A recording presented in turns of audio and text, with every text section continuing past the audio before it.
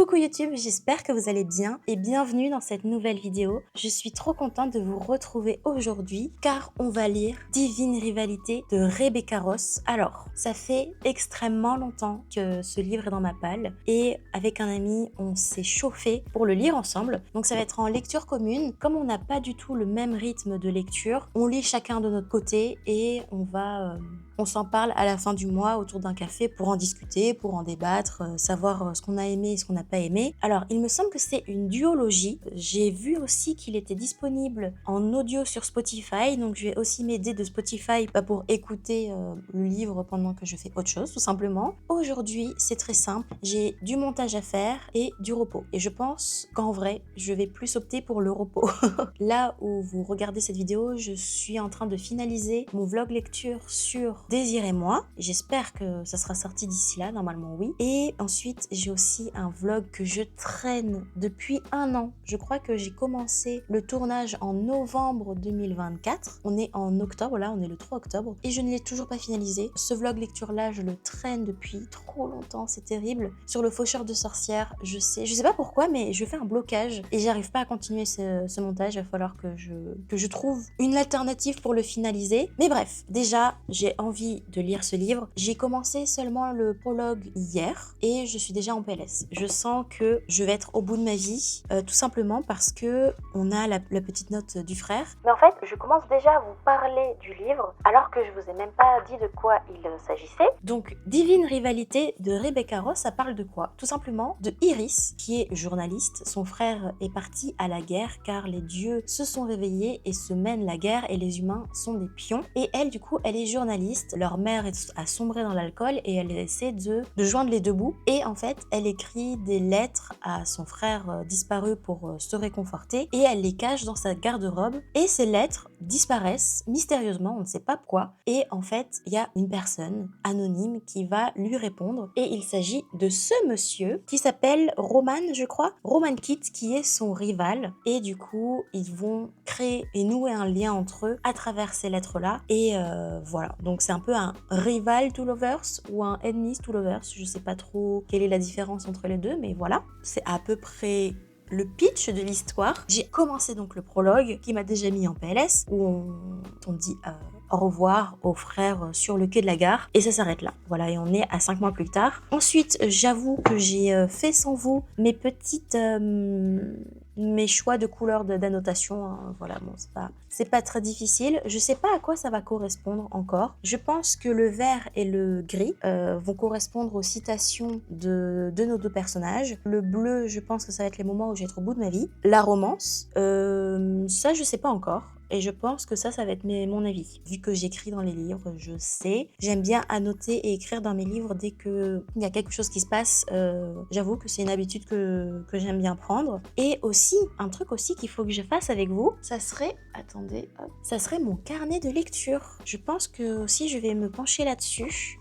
Et déjà écrire la fin de ma review sur Désirez-moi parce que je ne l'ai pas encore fait. Et ensuite faire une nouvelle page pour Divine Rivalité. J'ai normalement la couverture dans ma pochette. Il va falloir que je le trouve. Donc là aussi, ça va être de la spéléo. Et voilà, c'est déjà pas mal en vrai. Écoutez, pour l'instant, j'avoue que je vais être dans mon coin, jouer à Stardew Valley et écouter le livre dans mon coin et vous faire des petits retours de temps en temps dès qu'il y a quelque chose, dès que j'avance le livre. Je pense qu'en vrai, attendez, parce qu'en fait, je sens déjà que je pars dans tous les sens. Là, le chapitre 1, il est où? Enfin, il s'arrête où plutôt? Je peux en vrai m'écouter 2 chapitres déjà pour commencer. Et après on voit. Voilà.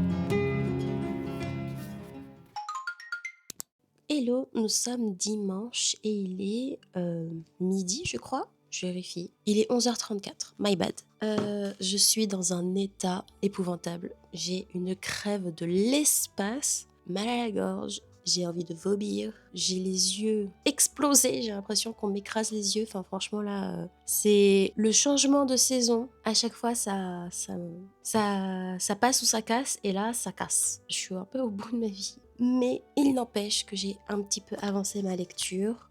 Ça m'évite de passer mon temps sur les écrans, donc c'est pas plus mal. Donc j'en suis à peine au chapitre 5. Et pour l'instant, je trouve que la plume est super jolie.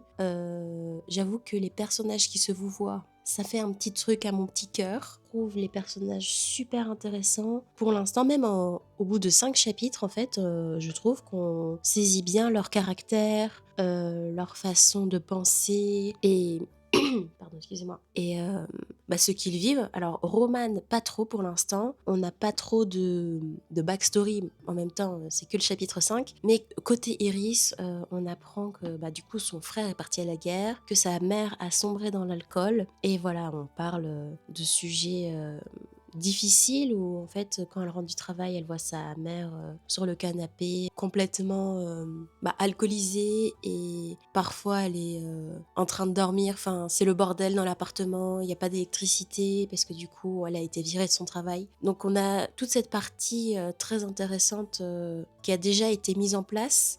Donc on comprend mieux le caractère d'Iris. Et Roman, pour l'instant, on sait qu'il vient d'une famille plus riche.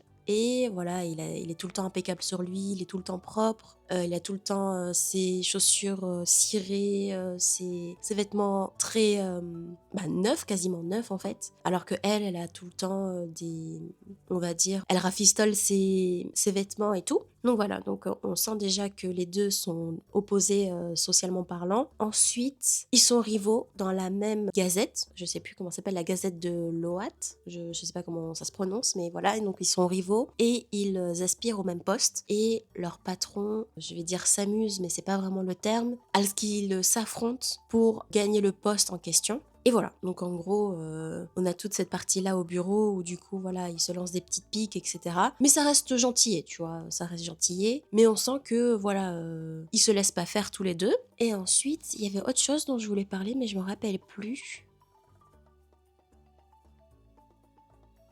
Oui, Iris envoie des lettres écrit des lettres à son frère qui a disparu au front et elle le met sous son placard et mystérieusement ses lettres disparaissent. Elle ne sait pas que c'est Roman qui les reçoit. Lui, il sait que c'est Iris parce qu'elle fait allusion à son poste à la Gazette, au fait qu'elle a abandonné les études, donc tout se relie à elle. Donc Roman sait que c'est elle, mais elle ne sait pas qui lui répond. Elle sait juste que ce n'est pas Forrest qui lui parle. Donc voilà, et j'en suis à peine au moment où Roman dit à Iris continuez à m'écrire, je serais ravie de lire ce que vous m'écriverez. Et ensuite, on apprend que le journal concurrent fait appel à des journalistes pour aller au front et être correspondant de guerre, donc écrire j'allais dire des reviews, mais des articles concernant la guerre et voilà, et c'est payé beaucoup plus que la gazette où elle travaille. Elle se pose quand même des questions, tu vois. Et voilà, j'en suis à peu près là. Je pense que je vais continuer ma lecture et aussi continuer à me soigner. Je suis armée de mon acti-soufre,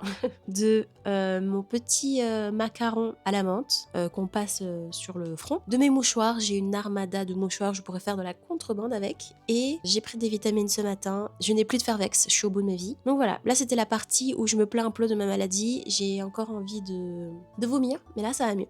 Bref. Passons les détails sordides de ma santé. Je vais continuer à lire mon livre et je pense que je vais bien avancer aujourd'hui. Enfin, en fait, j'ai envie d'avancer ma lecture. Pour l'instant, j'adore. Je trouve ça très très bien écrit et surtout que par rapport à Force Wing, ça me change parce que les lettres sont grosses et j'ai pas besoin de plisser les yeux. Et voilà, donc très très contente de ce livre. Pour l'instant, je le recommande chaudement. On se retrouve... j'ai l'impression que vous êtes à l'envers. Ou c'est moi? Non, c'est moi. Non, j'ai rien dit. On se retrouve quelques jours plus tard, 2 jours plus tard. Et dimanche, j'ai lu de fou. J'ai avancé à une vitesse, même moi je suis choquée en fait. On s'est arrêté à peu près, attendez, je vous retrouve la page du dernier chapitre où j'en étais. Je crois qu'on s'était arrêté au niveau du chapitre 5. Enfin, en tout cas, quand je vous en avais parlé, j'en étais au chapitre 5. Et hier, j'ai lu tout ça. Donc, c'était la page 60, on est à la page 250. Waouh. Mais moi, je suis choquée. Donc, je pense que ce livre me plaît en vrai pour l'instant, parce que vraiment, à la vitesse à laquelle je suis allée, ça y va. Évidemment, comme d'habitude, j'ai commencé à me maquiller et je me suis dit que ça serait bien de vous en parler. Et bien sûr, évidemment, on ne change pas une équipe qui gagne. Je dois partir d'ici 10 minutes. Allez! J'adore travailler dans le rush. Pas du tout. Mais c'est pas grave. Donc, écoutez, tout ce que je peux vous dire déjà de base, c'est que je trouve la plume très belle et très douce. Je sais même pas si je vous en ai déjà parlé, mais je risque de radoter. Parce qu'en fait, j'en ai un peu parlé à plusieurs personnes. Donc, je risque de me répéter. Et si je l'ai déjà dit dans cette vidéo, je suis vraiment désolée. Parce que je ne me rappelle absolument pas de ce que je vous ai raconté. Mais en gros, toute la première partie, on apprend comment Roman et Iris vivent dans la société, comment ils sont, leur caractère, leur famille aussi. Donc ça, je crois que j'ai déjà dit, mais qui viennent de deux milieux sociaux différents. Lui, il est très riche, il vient d'une famille très bourgeoise, il a beaucoup d'argent, enfin sa famille a beaucoup d'argent. Et elle essaie de joindre les deux bouts. Sa mère a sombré dans l'alcool depuis le départ du frère aîné. Et du coup, c'est elle qui doit s'occuper d'absolument tout à la maison parce que sa mère se laisse complètement dépérir. Elle n'a plus de travail et le peu d'argent qu'elle a, elle le dépense en alcool. Donc, on apprend toute cette partie-là. On sent que, voilà, Iris n'a pas le choix de vivre de cette façon. Elle cache beaucoup de choses à son travail. Enfin, elle veut pas que ça se sache, tout simplement. Et ensuite, Roman, donc lui, une vie très aisée. Il a tout le temps des vêtements propres sur lui. Et son père décide de le marier à une jeune fille, ils ont 20 ans, on va dire une jeune femme,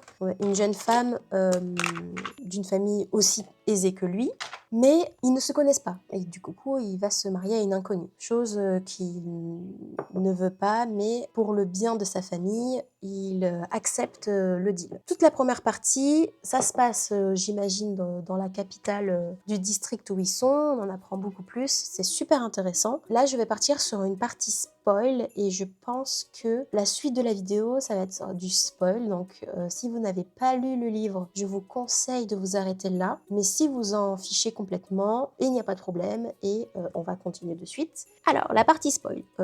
On apprend à la fin de la partie 1 que la mère d'Iris décède car elle se fait percuter par un tram. Et là aussi, en fait, c'est là où je me suis rendu compte que c'est un mélange de plusieurs époques parce que on sent quand même que c'est ancré à la Seconde Guerre mondiale parce qu'on parle de tranchées, etc.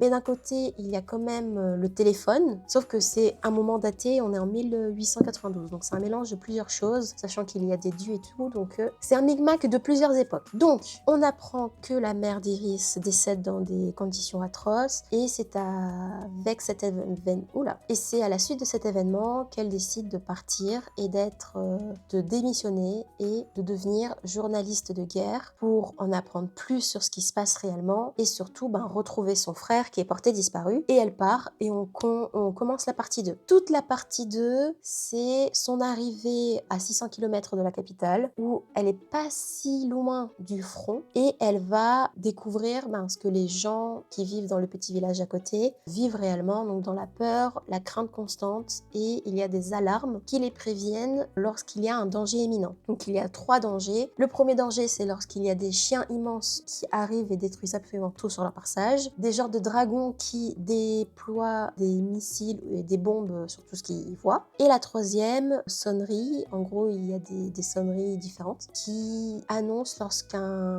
lorsque le front s'approche ou lorsque la ville d'à côté a capitulé. J'ai pas tout saisi, mais il me semble que c'est quelque chose dans ce genre-là. Donc voilà, donc on apprend beaucoup plus sur cette partie-là. Elle s'enrôle en même temps qu'une autre jeune femme qui s'appelle Hattie. Et elle, du coup, à la base, on apprend aussi un petit petit peu sur elle, c'est que elle était musicienne et maintenant la musique est interdite car elle est considérée comme... En fait, les humains ont peur de la musique de la déesse pour qui ils...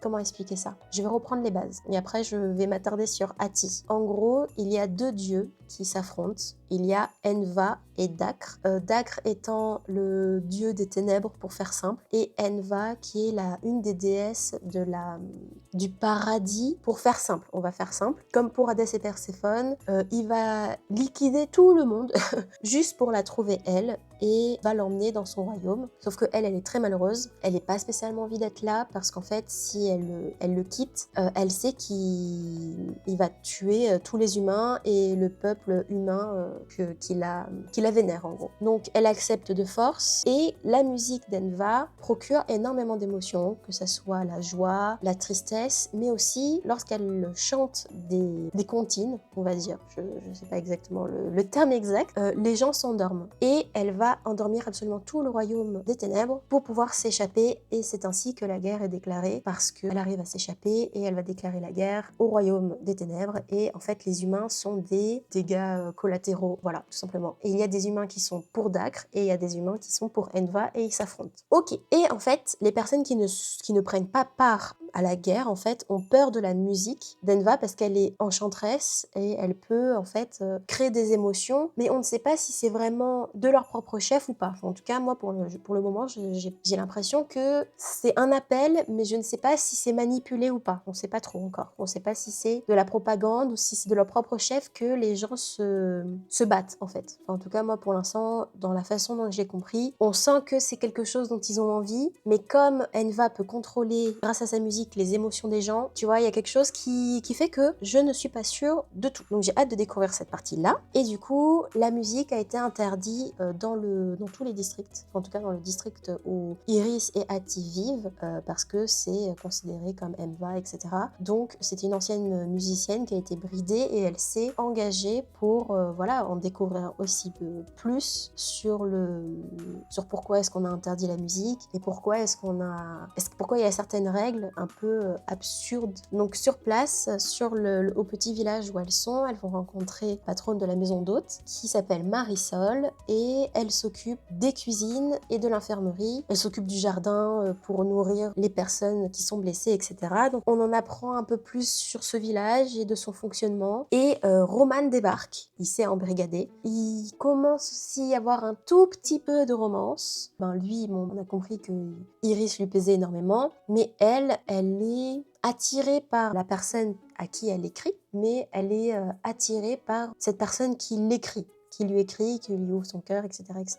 Et il y a Roman qui arrive. Et Roman, elle le trouve très beau, très arrogant, mais pour l'instant, elle veut rien, tu vois, elle le trouve juste beau. Ok, donc on en est à peu près là. On va dire que toute la deuxième partie du livre, c'est comment est-ce qu'elle vit dans ce village et comment elle réagit aux morts, aux blessés. Elle va écrire des lettres pour les soldats qu'elle va envoyer par la poste pour eux, etc.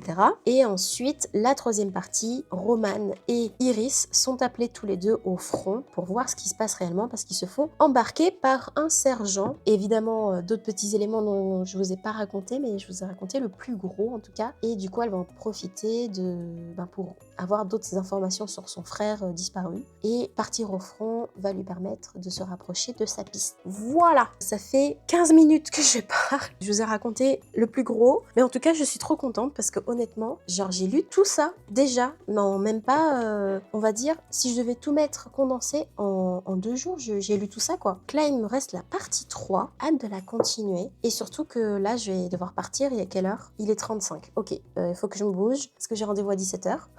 Ça ne pas du tout. Donc, je vous finis. Je m'arrête là pour le moment et je vous retrouve dans quelques pages. J'ai trop hâte de le continuer. En tout cas, c'est une trop bonne lecture. C'est une belle lecture et honnêtement, je comprends pourquoi ça plaît autant. Et j'avoue aussi que les échanges épistolaires me manquaient un peu. C'est vrai que c'est pas un style que j'ai l'habitude de lire. Donc franchement, ça fait plaisir de retrouver ça. J'ai trop hâte de le le finir, de vous en parler. Je sens que ça va être une vidéo beaucoup plus courte que d'habitude parce que là, je sens que je vais straight to the point, mais c'est pas plus mal. Voilà, je vous dis à de suite. On est le lendemain et j'ai complètement oublié de vous filmer ma soirée avec ma copine. Au final, on n'a pas du tout lu, on a plus profité, de papoter, de profiter pour son anniversaire. Et voilà, donc je vais continuer ma lecture et j'aimerais bien le finir ce soir pour passer au tome 2 après. Alors je sais pas si je lirai le tome 2 dans cette vidéo ou pas, mais écoutez, si je me chauffe, peut-être que je me lis la duologie et je continue cette vidéo. Je ne sais pas encore, je ne me suis pas encore décidée, mais voilà. Donc on va lire tranquillement. Et il me reste à peu près, donc là je suis à la page 257 et il me reste, je pense, 150 pages. Attendez, 257, waouh. Non quand même, il me reste 200 pages en vrai. Bon, j'ai hâte de l'avancer et je vous dis à de suite.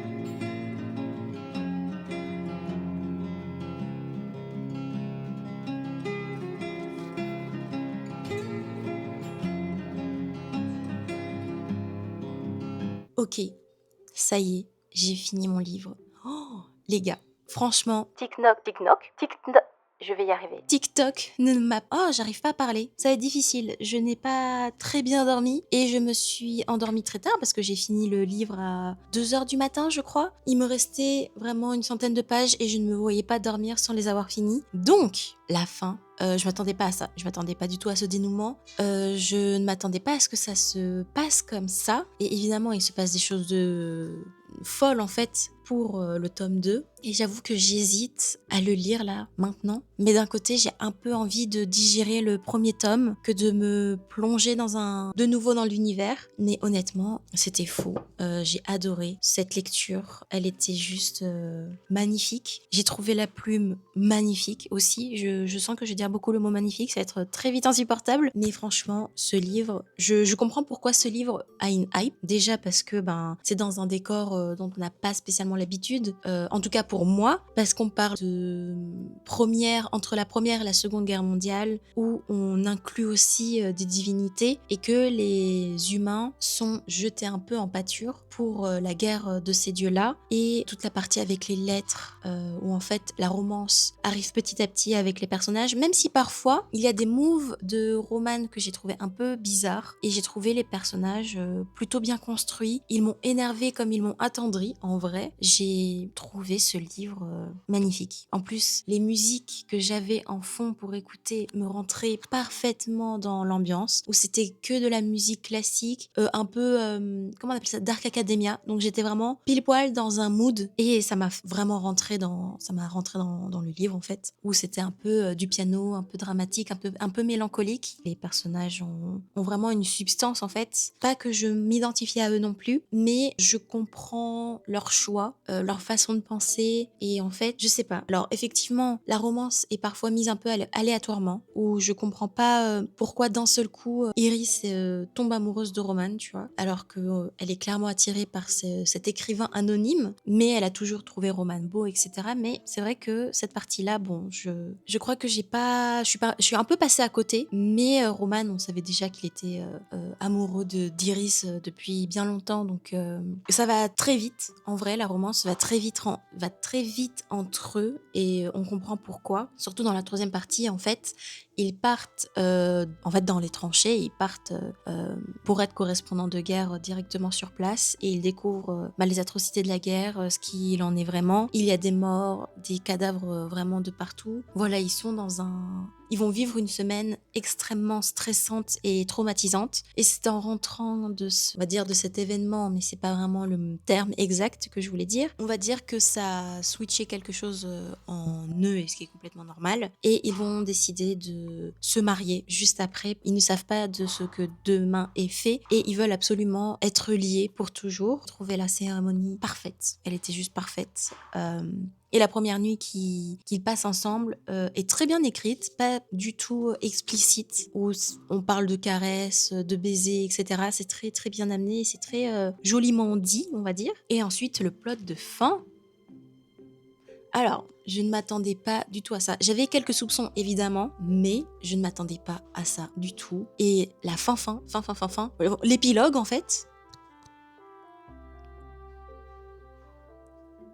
j'y ai pensé vraiment un bon moment avant de m'endormir. J'étais en mode, mais c'est quoi cette dinguerie? Et je me suis vraiment posé la question, est-ce que je commence le tome 2 maintenant, alors qu'il est 2h du matin, ou j'attends le demain matin, ou je me laisse un peu de temps pour digérer tout ça. Donc en fait, je me suis écrit une petite review sur Goodreads déjà. J'avais déjà commencé à écrire une petite review, mais du coup, je l'ai plus complétée, on va dire. Je pense en vrai que je vais me laisser le temps pour digérer tout le tome 1, qui était déjà très dense en vrai, parce que franchement, la première partie, elle met du temps à se mettre en place, la partie 2 aussi. En fait, la partie 2, elle est bien aussi. On suit comment les personnes près du front vivent dans ce village, etc., avec les infirmiers, les médecins, comment les alertes sont données, donc on a quand même une base aussi à côté du front. La partie 3, on est sur le front, on voit vraiment ce qui se passe, et c'est vraiment à la fin de la partie 3 où on pense que ça y est,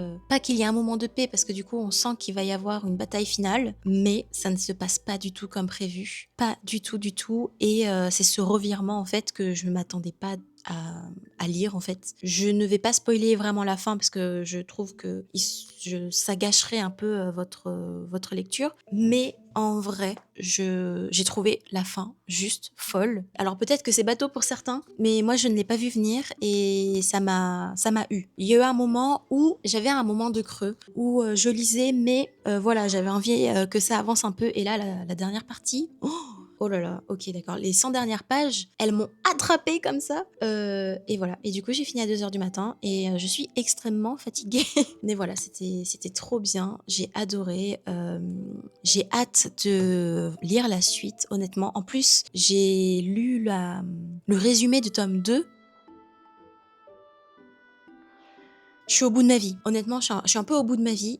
Donc, j'espère que cette mini vidéo vous aura plu. Même si, en vrai, je sais pas du tout ce que ça va donner au montage. Parce que, en fait, juste j'allume ma caméra, je vous parle et j'oublie instantanément ce que je vous dis. Et je commence à lire et après, je réallume ma caméra et je vous déblatère absolument tout ce que j'ai en tête. Donc, j'espère que cette vidéo vous aura plu quand même. N'hésitez pas à vous abonner, à laisser un petit commentaire. Et par pitié, en fait, si vous l'avez pas lu, lisez-le et comme ça on en parle et voilà, on échange dessus. Je vous dis à très vite pour une prochaine vidéo. Merci d'avoir regardé jusqu'ici et je vous dis à très bientôt. Salut!